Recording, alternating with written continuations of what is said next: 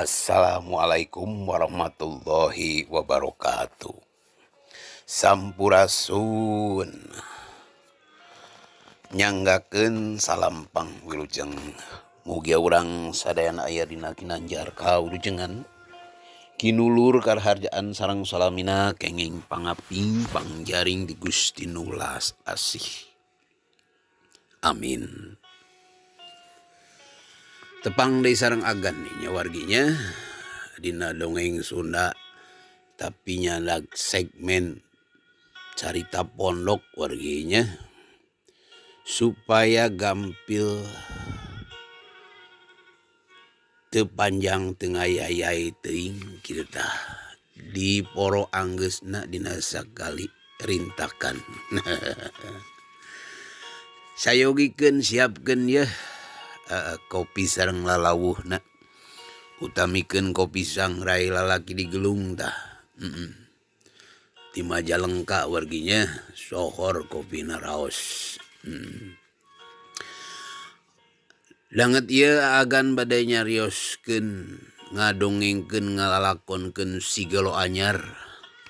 Sigelo Anyar ieu teh diserat numutkeun titimangsa nama wargi yeuh nya eta tahun-tahun nu kalangkung yeuh 88 nya. Hayu urang ngawitan wargi.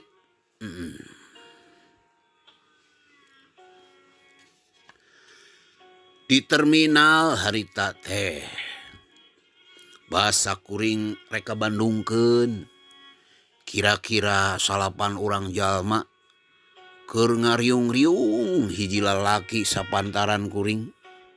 Rame pisan mani tepi kaeak-eakan. Kumaha Bong, kabar politik kita? Ceuk nu ngariung.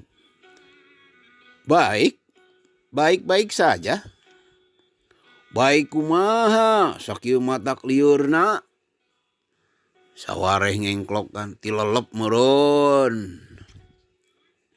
Nya tuh Bung tilelep jiga Titanic bari ger seuri deui. Nu diriung ka tembong tenang pisan. Paromana serius. Teu gimir najan dilingkung atawa dicecer ku rupa-rupa pananya. Kieu bae atuh Bung, ceuk nu tadi nanya. Kumaha pendapat Bung lamun diibaratkeun politik nagara urang tilelep? Tanya kitu bae kumaha? Sawareh mairan.